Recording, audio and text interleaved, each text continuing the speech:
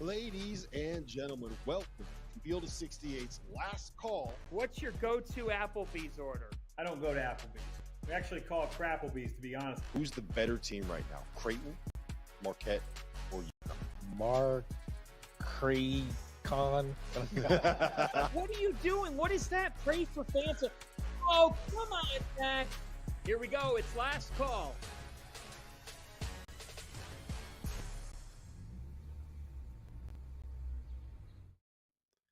Welcome to Last Call. We are live on Stadium, on the Stadium YouTube channel, on the Stadium app. My name is Rob Doster. That is Matt McCall. That is John Henston, and we are the Field of 68. We will be here for the next 30 minutes answering your questions, so make sure you jump in the chat, fire away. We will answer anything that you guys put in that chat that won't get us canceled, and maybe a couple questions that will get us canceled because that's how we roll. It's after dark. It is late night. It is the Field of 68. We've had a wild night of college basketball. We saw number 5 UConn go down on the road against Seton Hall. They are currently 0-1 in the Big East. We saw Baylor lose to Duke in Madison Square Garden 78-70. North Carolina beat up on number 7 Oklahoma 81-69, ending Oklahoma's undefeated run this season. There are now only 3 undefeated teams left in college basketball. And Villanova went into Creighton, erased a 14-point deficit, and beat the Blue Jays. It is the third loss of the season for the Jays. The first question of the night, guys, that we have is one that is near and dear to my heart as a UConn fan, I guess. So, Henson, I'm going to go to you first, man. You're a big guy. I'm sure you've dealt with foot injuries before. How concerned should we be about the Donovan Clingan injury right now? I wasn't a heavy guy, so I never really had lower feet stuff, but I've seen it throughout, obviously, my career of bigger guys. It's a big concern, and he's going to have to start thinking, unfortunately, about his future. Does he sit out and really get healthy? And hopefully UConn can hold on because, the dynamic of the body, man, the ankle, the foot, it's all interconnected. If the foot's not right and you're favoring, balance is off. I mean, it all factors into how things happen. So hopefully it's not a bad injury. And then also hopefully he can get healthy, from his toe to his feet, with the ankle and come back stronger. But right now, man, he's banged up right now. And, he's a projected lottery pick, man. So, for his future, man, he needs to start, unfortunately, I hope he does start thinking about his future and, get healthy, man, because, there's a lot on the line, not just this season, for the future. Mm-hmm. Like 8 figures worth of American dollars 100%. in terms of contracts. 100%. McCall, he had I think they termed it a stress reaction in his foot I want to say it was late September that kept him out for most of October before we headed into the start of the season, right? He dealt with I think they just called it turf toe. It was a toe thing that he was dealing with for the last couple of weeks. It looked like over the course of the last about 10 days or so heading into Gonzaga and then at the start of tonight against Seton Hall, that Clingan had finally gotten healthy and he suffered what they called tonight a sprained ankle. Dan Hurley said that his status was uncertain. He didn't really know. It's hard to know what those things are off the butt. But he did wear a boot heading out to the bus as they left Newark tonight. If you're a coach and you got a guy that has a chance to be a lottery pick and he's a 7'3" dude and he's dealt with foot injuries and stuff like this, how do you handle that? If you're Dan Hurley, how would you handle this situation? Well, I think you got to trust your medical staff, right? You got to trust your trainers. You got to trust your doctors. You got to,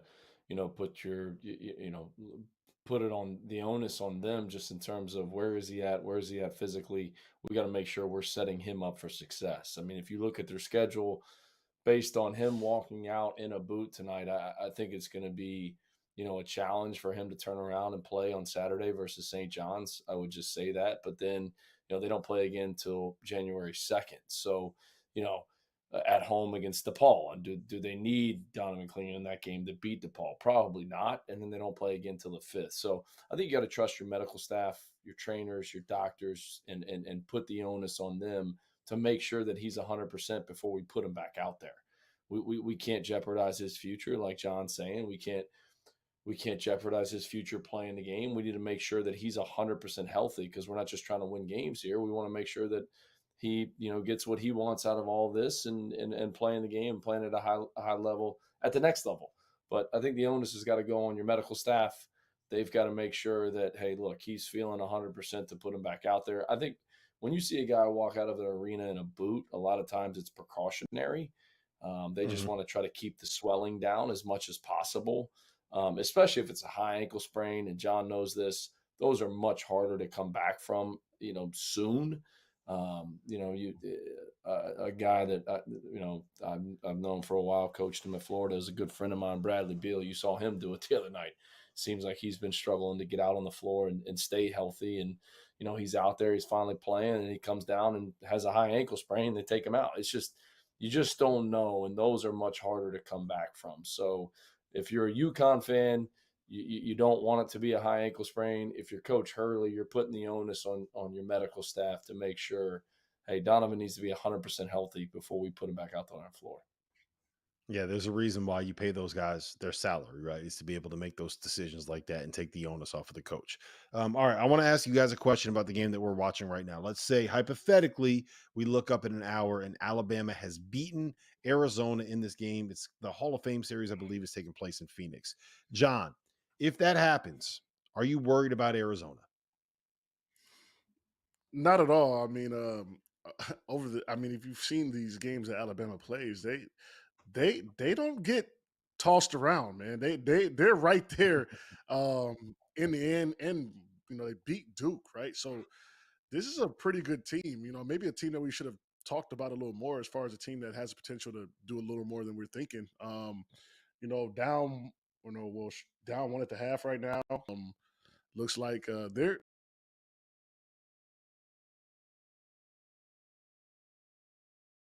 so. Yeah, I wouldn't be concerned. Arizona's going to be there in the end. Don't know how or where, but they'll be in the mix for a number one seed just off the strength of the Pac-12. You know how weak the Pac-12 is. They're going to win some games. McCall? Yeah, I mean, if you go back to look at that Purdue Alabama game, I mean, Alabama had chances in that game. I mean, they were right there in that game. So I mean, I think you have to look at that. I mean, are they a team that can compete for an SEC championship? I mean, I've talked about Tennessee kind of being the cream of the crop in the league, Texas A&M, Kentucky, Auburn, your Final Four picks in that mix as well. But just their schedule, they are battle tested. So, and they had chances in that Purdue game. I mean, that game came down to the wire for Purdue up there in Canada. So, a Zach Edey homecoming for Purdue. So I will not be shocked at all if Alabama pulls this out. And I just think for Arizona, like Henson said, look, they're going to win a lot of games. The Pac-12 is not as good as it has been in years past, and they'll be right there to compete for a number one seed. So the outcome of this game would not shock me, and I would not overreact on either side. How about that, Rob? But I love overreacting so much, man. Come on, just buy in with me. Let's go. Let's overreact to some stuff. I'll just say this on Alabama. They have the number one offense in college basketball, according to Ken Palm coming into the season. They lost a one possession game at Creighton. They lost what was effectively a one possession game against Purdue on a neutral court. They lost to Clemson, which was not the greatest loss in the world. They also lost to Ohio State under neutral. Those are four teams in the top 30 that were all basically single digit losses, combined 24 points on those four losses. So I'm not worried about them at all. I think that they're a really, really good team. All right, last question I got really quick here before we move on to a commercial. Real quick. Did Tyler Burton make a mistake coming back to school, McCall? Ah, man, it's hard to say if he made a mistake. I still think it's too early to tell this season. But when you look at his numbers and what he was doing at Richmond, he looked like an NBA player. I mean, I used to always compare him, take it with a grain of salt, to Jason Tatum, just how he moved, how he looked. He's not Jason Tatum. There's only one Jason Tatum. But the numbers that he was putting up at Richmond, and they were winning too. I mean, he played in the NCAA tournament, so you can't say that he was just putting up numbers and they weren't winning. I think it's too early to tell whether or not he made a mistake, but could he be in the G League on a two-way and find his way on an NBA roster? Man, when he was at Richmond, he sure looked like an NBA player. Yeah, I will say this. He's not Jason Tatum. He is Jason Tatum of the Tidewater, people from Virginia will understand what I am saying there. Listen, Better move. You should have done it. when we come back, more questions here on Last Call.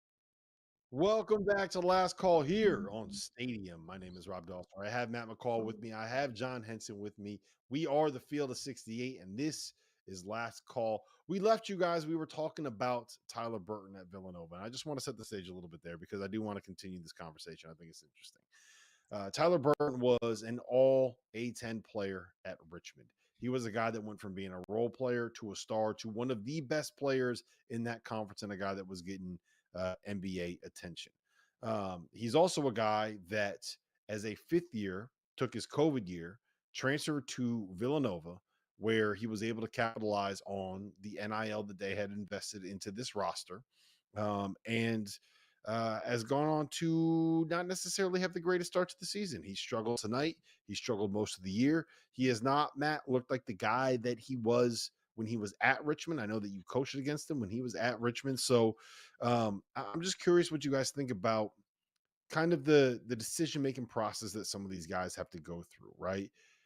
If you come back to school, if you go to a fifth year, if you take advantage of the NIL, you have to kind of know the situation you're walking into, because I do feel like he's probably hurt himself a little bit in the eyes of maybe NBA teams and NBA organizations. He has not played great so far this season. How much do you think that impacts the way these guys make a decision? How much should it?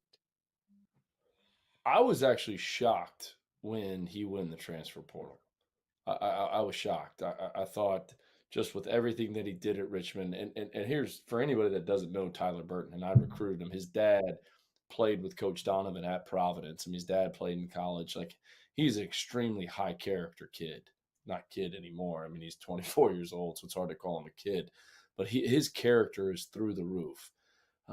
So I was a little bit shocked just in terms of he accomplished everything he could possibly accomplish at Richmond. You're talking about one of the best players in the Atlantic 10. Got better and better and better every single year. The ball was in his hands when the game was on the line. He's 6'7". He can play in pick and roll. He can shoot over smaller defenders. He can do so many different things. I thought that he would go in the draft. Would he have gotten picked? Who knows? Maybe, late first, second round, whatever it may be. We don't know what the feedback the family was getting in terms of that. But he's a guy that I felt like would make a roster with everything that he did and his character. I mean, if you're a GM, you're looking at that too. This guy's going to be great in your locker room. He's going to work extremely hard. He's never going to be a distraction. He's a guy that you want to invest in as one of your role players on your team. So I was shocked when he made the decision to go to Villanova. But because of everything that he did at Richmond and the struggles that maybe he's had this year, and John, maybe you can chime in here and speak to this, it's probably hurt him unless he turns it around and they win a bunch of games in the conference and he has an outstanding year. But I mean, when you watched him play at Richmond or you coached against him, he looked like an NBA player. I mean, he really did. And when you got that character piece in there too, I mean, that's just. I mean, now it's a no brainer, especially for a second round pick that you're going to put maybe on a two way, and then he ends up being on a roster and sticking and having a great career. Like another A10 player that had a great A10 career, Jordan Goodwin, right, from St. Louis. He sticks with the Wizards. He's now out in Phoenix. Somehow, Brad Beal elite, man. He just keeps bringing his players with him to NBA teams. But like that same thing, he just looks like an NBA player. You know, if Jordan Goodwin went to Villanova, would he be in the NBA right now? I don't know. I mean, but I just I don't know. I was actually a little bit shocked that he did that. But NIL, I mean, guaranteed money is guaranteed money. Yeah, because it's two pronged because I dealt with this. It's a window, right? You have a window as a college basketball player. My sophomore year, I could have been a top 10 pick. It was a lockout. But I did feel like if I came back to school, I wouldn't go any higher or lower. I kind of felt like I was where I was going to be at. Um, Kendall Marshall, not on the draft board, lottery pick. He had to leave. He didn't want to leave. He had to leave. He was going to be a top 20 pick. He had to leave. James McAdoo, top 10 pick, comes back to school, goes undrafted, right? So, from a perspective of a player, you have a window that you have to jump through, whether you want to or not. I know Tyler Burton may not want to be a first round guy, or teams like, hey, look, you can improve your draft stock, but fourth year guy, A10, everything, prototypical build of what teams want this year, 3-and-D. I mean, I would have rolled the dice at the professional level. I think he would have stuck. And people also get confused about this two-way thing. It's looked at as almost a negative, but when you're a two-way player, you get paid every day you're with an NBA team as an NBA player. So I hate that word two-way because all NBA teams do is a guy that they really like, they put him on a two-way deal and he plays a couple G League games and they call him up to sit on the bench and be around the NBA team and they try to like maneuver the days but you're an NBA player. When you're on the two-way contract, you are with the team. And so maybe, him coming back, I said it was a lateral move before, we went off, not discrediting Villanova. I think as a player, you become A10 player of the year, everything. I think that looks better on you. Richmond was winning games. Richmond was a decent team. Sometimes that NIL money is not, you have to kind of, instant gratification is real, man. You have to kind of look back and, because when I was in college, I always laugh like I had the best time of my life. And I remember like I had $200 for the week, right, to eat. And like, but I had no problem. My teammates, my school, my scholarship, like I did not struggle, right? So this NIL stuff, kids going for 300-400K, right? Like a two-way deal is if you just play the minimal games on each side is 400,000, and you're a professional player. You get tenure in the NBA. Other teams like it's tough, and to see him kind of struggle with, like Coach McCall said, he's a pro. He's a pro. When you look at the game, and you see him playing and dribbling. He looks like a pro. So I hope he gets out of this rut. If Villanova keeps winning, he'll be better off for it. But I don't think him coming back to school will improve his stock or hurt him. I think he would have been drafted second roundish, regardless of what he did, where he went to school at. So it's interesting that he took the money and came back for a year and he's struggling. Yeah, I think it's just kind of one of those things where he kind of is who he is, and it's no different than if he went to got a G League contract and struggled when he got to his G League contract, right? Something that happens.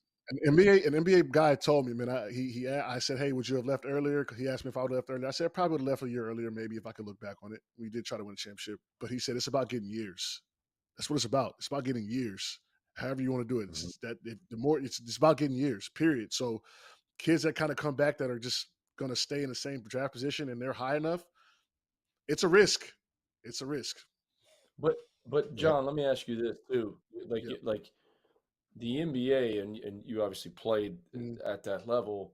Those guys want to get, if there's a younger guy that has potential, maybe he's an overseas guy, maybe he's a foreign player. GMs are more likely to take that guy to see what happens in the future. Does he change the game than a 26, 25-year-old guy coming out of college? Am I right? 100%. They're looking at the younger guy. So when that window opens for the older guys, Burton, you've got to jump through it, and you do have to jump through it, and that's just it is what it is.